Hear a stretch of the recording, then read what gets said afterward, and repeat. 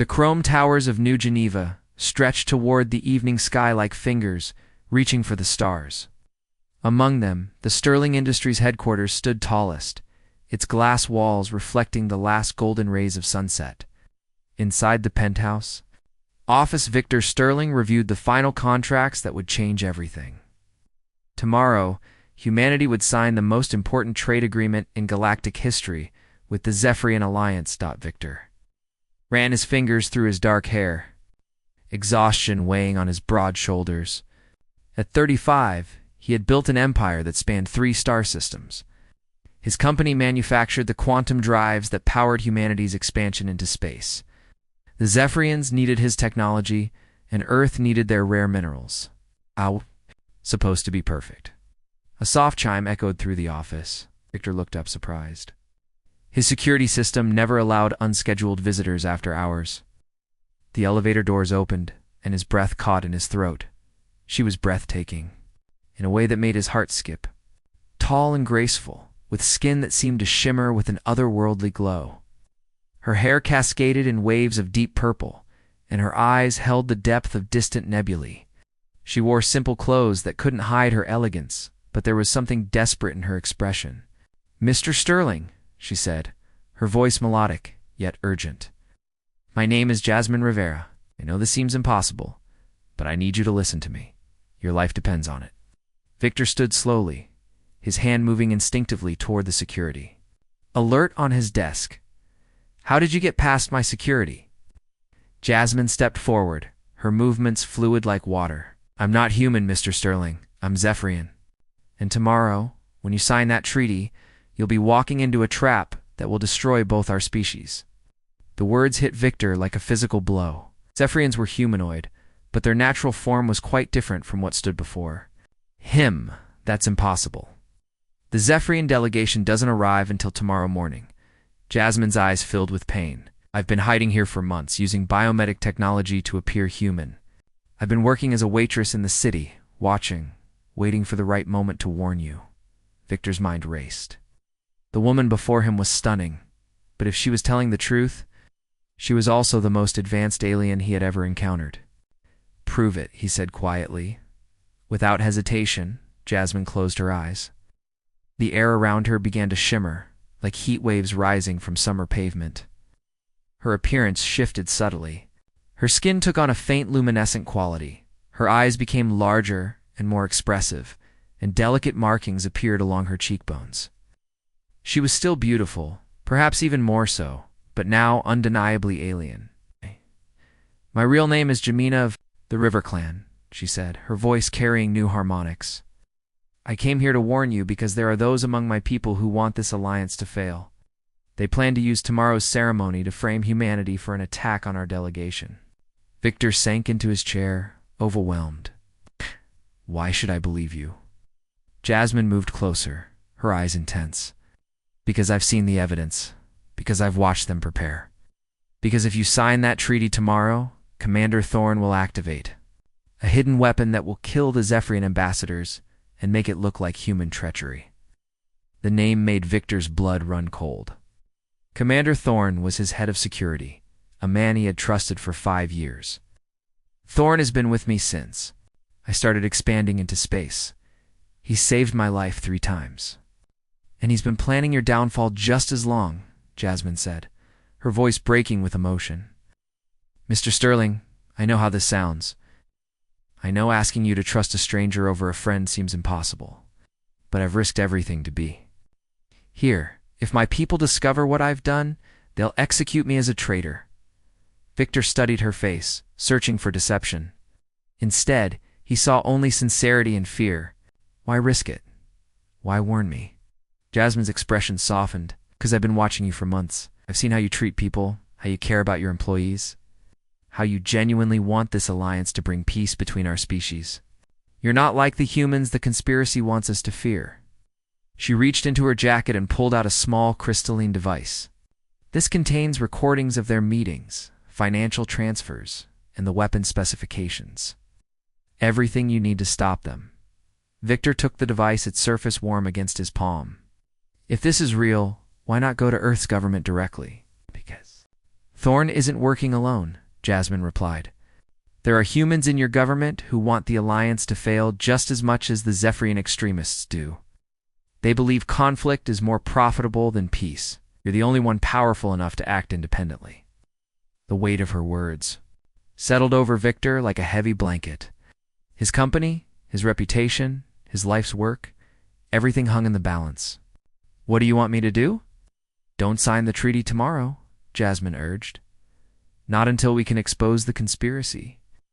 I know it means losing billions, but it's the only way to save both our species from a war that will destroy everything. Looked out at the city lights below, each one representing lives that could be lost if Jasmine was right. You said you've been watching me. What did you see?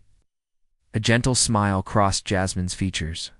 I saw a man who stayed late every night, not to count profits, but to ensure his factories were safe for workers. I saw someone who turned down 3 weapons contracts because he believed technology should build, not destroy.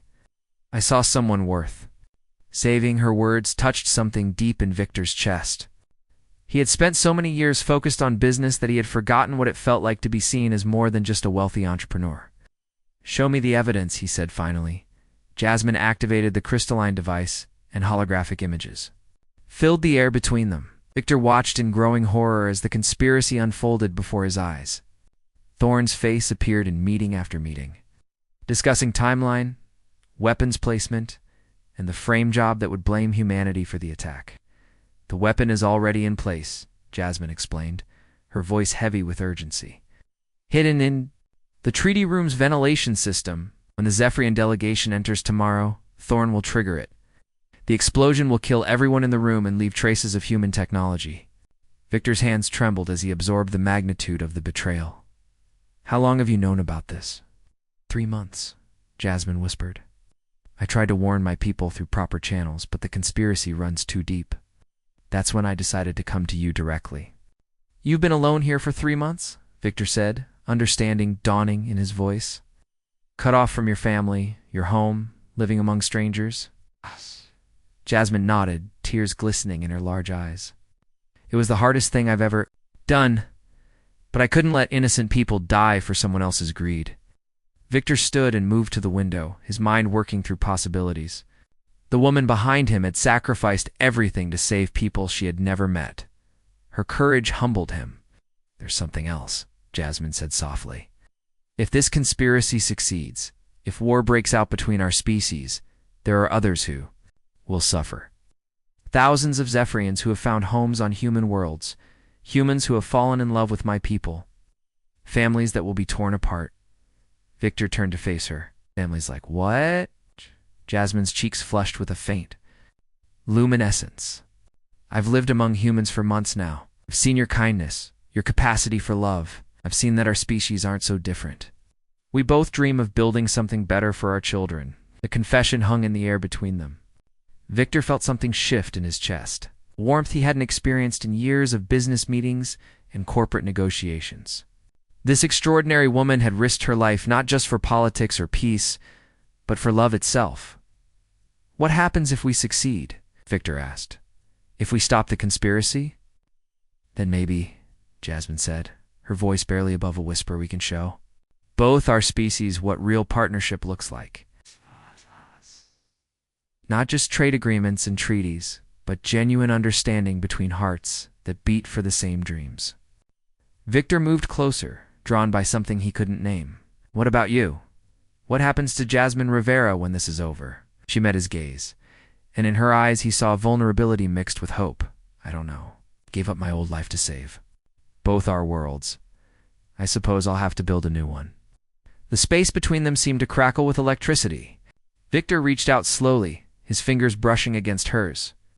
Her skin was warm, real, alive, with the same hopes and fears that drove him. You won't have to build it alone, he said softly. A smile spread across Jasmine's features, transforming her from beautiful to radiant. Then we have work to do. Victor Sterling. Tomorrow, we save 2 worlds. As the city lights twinkled below them like earthbound stars, Victor felt something he hadn't experienced in years. Purpose beyond profit. Connection beyond transaction. The beginning of something that felt suspiciously like love. The conspiracy that threatened to tear apart the galaxy had brought them together. Now they would face whatever came next as partners, standing against those who chose hate over hope, war over peace, and fear over the infinite possibilities that lay in the space between stars. Tomorrow would test everything they believed in. But tonight, in this moment, Victor Sterling knew that his life had just been changed forever by a woman brave enough to risk everything for strangers she had never met. He was beginning to realize that his heart was already hers. Dawn broke over New Geneva with deceptive calm. Victor had barely slept, his mind racing through possibilities and plans. Jasmine had left his office near midnight, but not before they had crafted a careful strategy. She would return to her role as a waitress while Victor investigated Thorne's activities. They couldn't risk revealing their knowledge too soon. Victor arrived at his office before sunrise, determination replacing the exhaustion that had plagued him the night before. His first call was to General Hayes, his most trusted military advisor, and the only person in government he knew was clean. Hayes, came the gruff voice on the other end. "General, it's Victor. I need to see you immediately, alone, and don't tell anyone we're meeting." There was a pause. "That serious? More serious than anything we've faced before?" An hour later, General Hayes sat across from Victor's desk, his weathered face grave as he reviewed the evidence from Jasmine's crystal. The holographic displays showed meeting after meeting, financial transfers, and weapons schematics. Hayes was a man who had seen war, but even he looked shaken. "This is extensive," Hayes said, his voice tight. "Arna's been planning this for over a year? The coordination between human and Zephyrian conspirators is sophisticated." Victor leaned forward. "Can we stop it?" Hayes studied the weapon specifications. "The device is already in place. Removing it without triggering an explosion would be nearly impossible. But there's another way. Tell me." "We let the ceremony proceed as planned, but we evacuate the real Zephyrian delegation beforehand. Place them with volunteers wearing biosuits that match Zephyrian appearance. When Thorne triggers the weapon, we'll have him red-handed, and the real delegates will be safe." Victor felt a chill. "You're talking about a suicide mission." Hayes met his gaze steadily. "I'm talking about volunteers who understand the stakes. My people, Victor. Soldiers who know that sometimes sacrifice prevents greater loss. There has to be another way." "Maybe there is," Hayes said, studying the data again. "This Jasmine Rivera, you trust her?" Victor's heart quickened at her. "Name completely." "Then we need her help. Zephyrian technology might be able to disarm the weapon remotely, but we'll need access to their ship's systems." "She mentioned her sister is on the delegation ship, Ambassador Nixara." Hayes nodded grimly. "Then we have our next move. But, Victor, you need to know something else." He pulled up additional files on his tablet. "I ran background checks on everyone involved. Thorne's been receiving payments from a shell company linked to Kronos Defense." Victor's face hardened. Kronos Defense was his biggest competitor, a weapons manufacturer that had lost billions when Earth chose peaceful expansion over military conquest. They're trying to restart the war economy. Exactly. If this alliance succeeds, weapons companies like Kronos lose their primary market. They need conflict to survive. The pieces were falling into place. Victor stood and walked to his window, watching the city wake up below. Millions of people going about their lives, unaware that their future hung in the balance. "Contact Jasmine," he said. "We need to meet with her sister." 3 hours later, Victor found himself in a place he never expected, a small apartment above a bakery in the old quarter of the city. Jasmine had insisted on neutral ground, somewhere Thorne's surveillance couldn't reach. The smell of fresh bread filled the air as Victor climbed the narrow stairs. Jasmine opened the door, but she wasn't alone. Beside her stood another Zephyrian woman, taller and more formal in bearing. Ambassador Nixara had the same luminous skin as her sister, but her markings were more elaborate, denoting her high rank. "Ambassador," Victor said, offering a respectful bow. Nixara studied him with intelligent eyes. "Mr. Sterling, my sister has told me everything. I owe you an apology." "An apology?" for doubting humanity's intentions. Jamina insisted there. Were humans worth trusting? But after so many conflicts, I had become cynical. Nixera's expression softened as she looked at her sister. She risked exile to prove me wrong. Jasmine moved to stand beside Victor, her presence calming his nerves. Nixera has evidence from our side of the conspiracy, the Zephyrian extremists. Call themselves the Purification Front. They believe any alliance with humanity will weaken our species. Nixera activated her own crystal device, showing images of Zephyrian conspirators. Their leader is Kekstar, once a respected war commander. He's convinced many that humans are a threat to our genetic purity. Ow. Victor felt sick, and tomorrow's attack will give him the proof he needs to start a war. Worse, Nixera said. Already prepared propaganda broadcasts. The moment the weapon detonates, Zephyrian fleets will receive orders to attack human colonies. By the time anyone realizes the truth, thousands will be dead. The weight of responsibility pressed down on Victor. The treaty ceremony was scheduled for 3 o'clock. By noon, Victor's plan was in motion. General Hayes had assembled a team of volunteers, brave soldiers who understood they might not survive the day. The real Zephyrian delegation had been secretly evacuated to a secure location, replaced by humans in sophisticated biosuits that perfectly mimicked alien appearance. But Victor couldn't shake the feeling that something was still wrong. Thorn had been too calm that morning, too confident.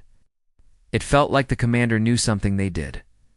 Victor stood in his private office, adjusting his formal suit. Today, he would either save 2 civilizations or watch them burn. A soft knock interrupted his thoughts. Jasmine entered, no longer disguised as a human waitress. She wore elegant Zephyrian ceremonial robes that shimmered with embedded crystals, her natural beauty finally unveiled. "You look magnificent," Victor said, his breath catching. Jasmine moved closer, her luminous skin glowing softly in the afternoon light. "Victor, I need to tell you something before we go through with this." He turned to face her fully, sensing the weight in her voice. "What is it? There's been a complication. Kekstar knows about our plan." Victor's blood ran cold. Ow. My sister. Nixera discovered a spy among our people. Someone has been feeding information to the conspiracy.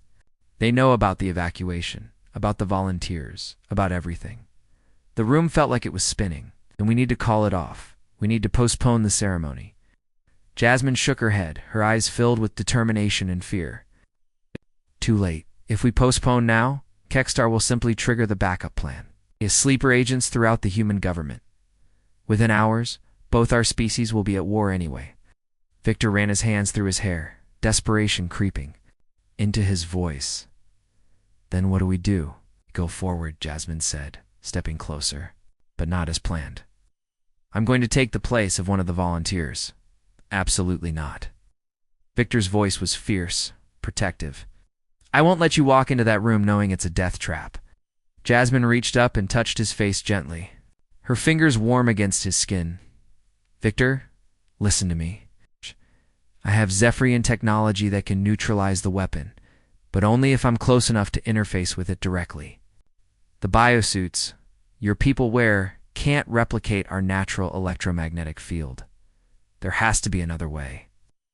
Tears glistened in Jasmine's large eyes. "There isn't, and we both know it." Victor pulled her into his arms, holding her tightly against his chest. She felt so real, so alive, so precious. The thought of losing her after just finding her was unbearable. "I can't lose you," he whispered into her hair. "Not now." Jasmine pulled back to look at him, her hands resting on his chest. "Victor, in the months I've been here, watching you, learning about humanity, I discovered something I never expected." "What?" "Fell in love," she said softly. "Not just with your courage or your kindness, but with you. With your laugh when you think no one is listening. It's the way you care for people you'll never meet. With the dreams you carry for a peaceful future." Victor's heart swelled with emotions he had never felt before. "Jasmine, I love you too. Which is exactly why I can't let you do this." She smiled through her tears. "And I love you, which is exactly why I have to." Before Victor could protest further, the door burst open. General Hayes entered, his face grim. "We have a problem." Thorne just moved up the timeline. "The ceremony starts in 30 minutes. Victor's mind raced. "Can we still evacuate? Not without raising suspicions?" And there's more. Hayes activated his communicator, showing a tactical display. Zephyrian warships just appeared at the edge of the solar system. If that weapon goes off, they'll begin bombardment immediately. Jasmine studied the display, her expression grave. Kekstar isn't taking any chances. He's positioned his fleet to strike the moment he gets his justification. Victo felt the walls closing in. Everything they had worked for, everything they had hoped for was slipping away. "How many ships?" 50, Hayes replied. "Enough to cripple Earth's major cities before our defenses can respond." Jasmine turned to Victor, her decision already made. "I have to go, right now." "Wait," Victor grabbed her hand. "We're doing this. We're doing it together." "Victor, no. You're too important. If something happens to you, none of this matters anyway." Victor's voice was steady, resolute. "We go together, or we don't go at all." Jasmine stared at him, seeing the determination in his eyes. Slowly, she nodded. "Together, then." General Hayes looked between them. "There might be a way to improve your odds. My team developed a new type of personal shield. It won't stop the explosion, but it might protect you from the worst of it." 20 minutes later, Victor and Jasmine stood outside the Grand Treaty Hall. Inside, delegates from both species mingled, unaware of the danger that surrounded them. Victor wore his finest suit, while Jasmine had resumed her human disguise as his personal assistant. "Remember?" she whispered as they approached the entrance. "The weapon is hidden in the air circulation system above the main podium. I'll need to get within 10 feet to interface with it." Victor nodded, his hand finding hers. Their fingers intertwined, human and alien, united in purpose and growing love. They entered the hall together. The scene was magnificent. Representatives from two civilizations gathered in hope of a peaceful future. Victor spotted Thorne near the main doors, his expression calm and professional. The man who had betrayed him looked no different than he had yesterday. As Victor and Jasmine made their way through the crowd, she suddenly gripped his hand tighter. "Something's wrong," she whispered. "Can sense additional energy signatures." "There's more than one weapon." Victor's heart sank. "How many?" "At least 3. Maybe more." Jasmine's voice was tight with fear. "Victor, this isn't just an assassination attempt. They're planning to bring down the entire building." The implications hit Victor like a sledgehammer. Everyone dies. Humans, Zephyrians, innocents. No survivors to tell the truth. "We need to evacuate everyone," Jasmine said urgently. "How? Any sudden movement will trigger the attack early." Jasmine closed her eyes, thinking rapidly. When she opened them, they blazed with determination. "The fire suppression system, if we can trigger it without raising suspicions, people will evacuate naturally." Victor nodded, understanding immediately. "The main control panel is in the basement." "You go," Jasmine said. "I'll stay here and try to locate all the weapons." "We stay together," Victor insisted. "I'm not leaving you alone with those devices." They moved carefully through the crowd. Victor greeting delegates and maintaining appearances while Jasmine discreetly scanned for energy signatures. Her alien senses were picking up multiple threats throughout the building. As they reached the hallway leading to the basement, Thorne appeared in front of them. His smile was cold, predatory. "Mr. Sterling," Thorne said smoothly, "where are you going? The ceremony is about to begin." Victor forced calm into his voice. "Just checking on security arrangements, you understand." Thorne's eyes shifted to Jasmine, and something dark flickered in his expression. "And your assistant?" "Goes where I go," Victor replied firmly. For a moment, tension crackled between the three of them. Then Thorne stepped aside with a mocking bow. "Of course, sir. Enjoy your inspection." As they moved past him, Victor felt Thorne's eyes burning into their backs. "He knows," Jasmine whispered. "Then we move fast." They reached the basement control room just as alarms began blaring throughout the building. But these weren't fire alarms. They were security alerts. "Lockdown initiated," came an automated voice. "All exits sealed. Please remain calm." Victor's blood turned to ice. Thorne activated the building's security protocol. No one can leave. Jasmine's face went pale, trapping everyone inside. When the weapons detonate, there will be no survivors. To contradict his story, Victor grabbed the emergency communication panel, trying to reach Hayes. Static filled the channel. He's jamming our communications too. They were trapped, along with hundreds of innocent people. The weapons could detonate at any moment. There was no way to warn anyone or escape. Jasmine suddenly grabbed Victor's arm. "There is one way, but you're not going to like it. Tell me." "I can use my natural abilities to interface with the building systems, but I'll have to drop my human disguise completely. If I reveal myself as Zephyrion in front of everyone, it could cause panic and make things worse." Victor looked into her eyes, seeing the fear and courage warring within them. Or it could show everyone that we're truly allies, that someone was willing to risk everything to save both species. "Victor, if I do this, there's no going back. My people will know I've been living among humans. The extremists will call me a traitor." Victor took her hands in his, feeling the slight electric tingle of her alien physiology. "Then we'll face it together. I love you, Jasmine. Humans are Zephyrian. It doesn't matter. I love who you are." Tears flowed down her cheeks, glowing faintly as they caught the light. "I love you too, more than I ever thought possible." They kissed.